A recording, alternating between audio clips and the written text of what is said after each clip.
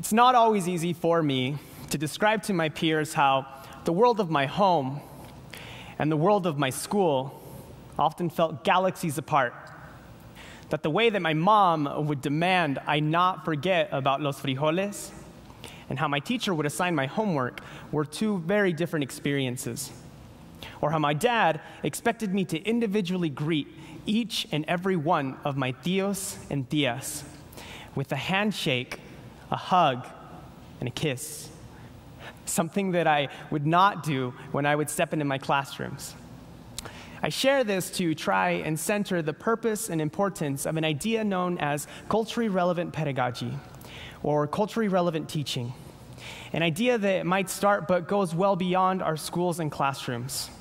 It's an attempt to create effective and sustainable social, political, and economical spaces and practices to serve our communities equitably, all in the hope of evolving our school systems to better meet the needs of our students, rather than expecting our students to continuously be meeting the needs and standards of our traditional school systems.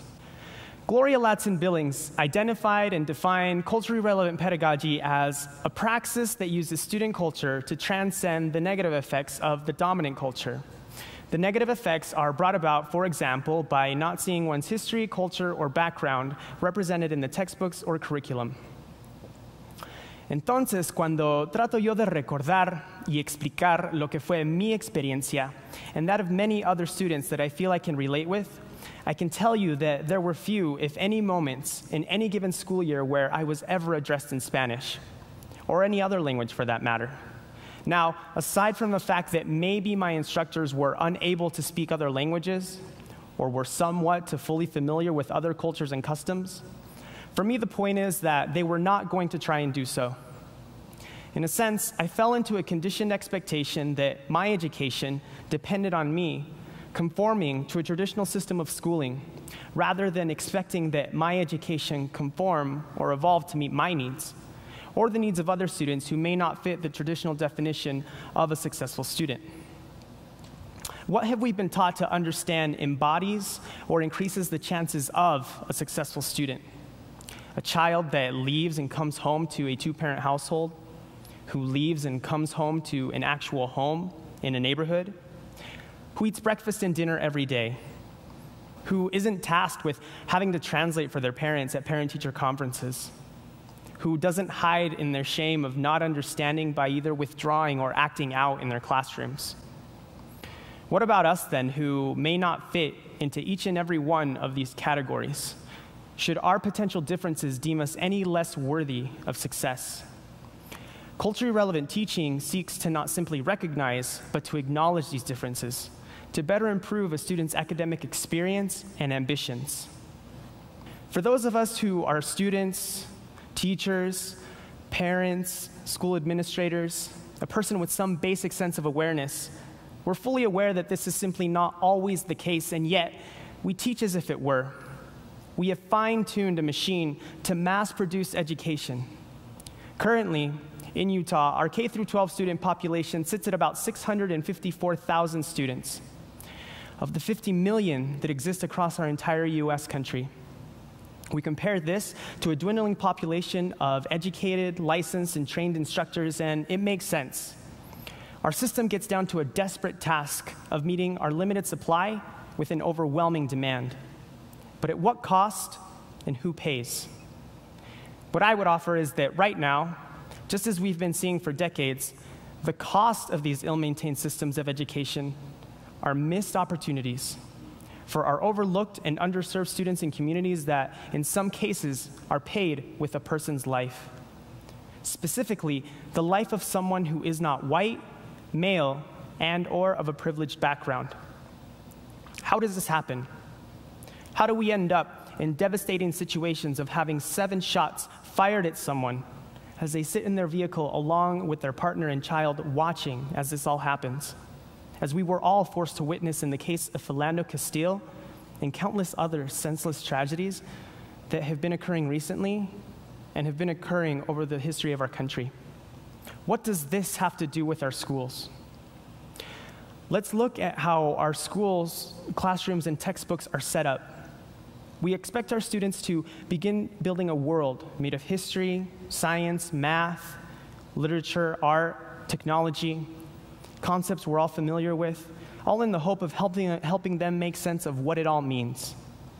Year after year, if you're a student like me, you start to put together a pattern where you notice that most, if not all, power and knowledge has been created and distributed by white male heroes. The writing on the wall then might spell out that my life, my ambitions, they may not mean as much. Christopher Columbus, credited with discovering or conquering the Americas. European pilgrims in search of religious freedom settled Jamestown. Shortly after, William Bradford hosts our first Thanksgiving. George Washington, the first of 43 consecutively white male presidents, and our founding fathers bring about America the Great, the original great, to avoid any confusion going in our current times. Eli Whitney, Andrew Jackson, Abraham Lincoln, John F. Kennedy, Neil Armstrong, Martin Luther King, Harvey Milk, Brigham Young, President Obama, President Trump.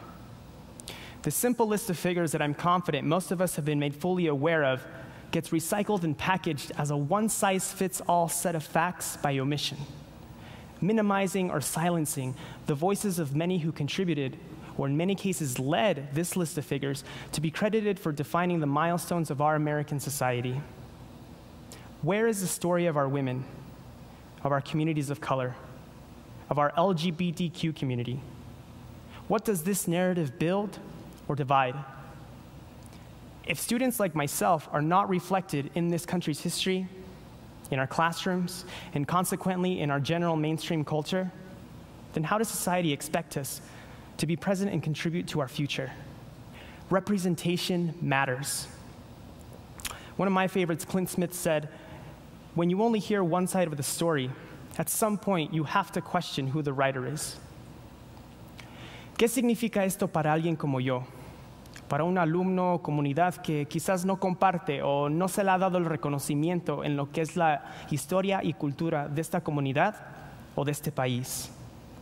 Uno que se identifica como extranjero, ya sea a base de nacionalidad, cultura, idioma, color de piel, empiezas a insinuar que las oportunidades quizás no son hechas para uno. Uno busca, a veces sin saber, por algo que no existe. Hay poco o en muchos casos nada que refleja las cosas e ideas con las cuales uno se sabe dirigir. Y para alumnos y comunidades que se encuentran en esta categoría de otro, sin querer empiezas a participar en un sistema de nosotros y ellos, porque así es como te lo han hecho entender, bajo términos de English as a second language, minority, with the root word being min, as in minimum, non-English, non-white, non-Christian.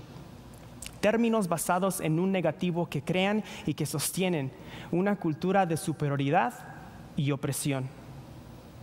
Aquí es en donde prácticas de pedagogía con relevancia cultural pueden servir de respuesta potencial, de ofrecer la inversión de entrenar a nuestros instructores, revisar el currículo y poner en práctica no simplemente más atención, pero más reconocimiento y menos definición. Como persona de color, yo tengo la expectativa de que otros reconozcan mi color de piel, pero que no me definan por él. Hay una gran diferencia. Empiezo a notar entre la audiencia algunas miradas de confusión, con niveles variados de frustración y en unos casos lamentablemente ofendidos. Este concepto nos requiere explorar causas en vez de simplemente analizar lo sucedido. Let me repeat, this concept of cultural relevancy requires us to explore causes as opposed to simply analyzing outcomes. So before we begin to challenge the dominant deficit system that surrounds our current educational practices, our society must first acknowledge and be upfront about how oppressed communities were not even welcomed into our schools until 100 years after this country was founded. And even when our history classes try and convince us that concepts of slavery and racism ended upon emancipation, we fail to fully explain the extent to which our communities were forced to assimilate or face consequences of death or worse. At times, we were blatantly asked to forego our history and culture as I would argue is highly evidenced in my home state of Utah when we speak of our Native American communities. If you're willing to look into the hallways of our school administration, our government institutions, you'll see that a dominant race and culture are overwhelmingly present to make sense of a potential and almost certain bias. And it's in this bias where we see the origins of systems such as the school-to-prison pipeline, where it's possible for a collective of 17% of Native American, Black, and Latinx student populations to be held accountable for over 33% of all school disciplinary actions. It's this mentality that leads us to justify the fact that we invest more in our prisons than we do in our schools. Just take a look around this audience, the venue that we're in, and know that spaces like these do not look or work the way they do by some mere coincidence. We as a society are all victims of our social and educational constructs, which I challenge includes the dominant mainstream culture upon which many of these practices are founded on. I was not taught who Cesar Chavez or Dolores Huerta were, among other great historic icons, or what their place in history is, until I was a senior in college. And even then, I learned through a great friend of mine, not in a classroom. I was infuriated, feeling like it had been hidden from me, to think how much of an impact it could have had on me to know that Latinx figures did so much to influence civil and worker rights, a field of work and legacy that I am honored to be a part of now myself, with the students, communities, and schools that I serve every day. What I and other students are asking for is not hard.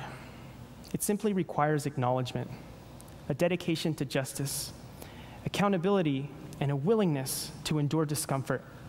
Because for someone like myself to stand and say and speak to concepts of racial and cultural disparity puts me at risk of being critiqued, of losing friends, partners, even losing a job. But the cost of not speaking, the cost of silence in our education and in other spaces is higher. Because as we keep seeing, we run the risk of someone potentially being harmed or potentially losing their life. I will end by sharing some words that my parents would say to me time and time again as I would leave the house that I grew up in to go and try and accomplish something bigger than myself. Échale ganas. Estudia, mijito. No te dejes. Tú puedes. Thank you. Gracias.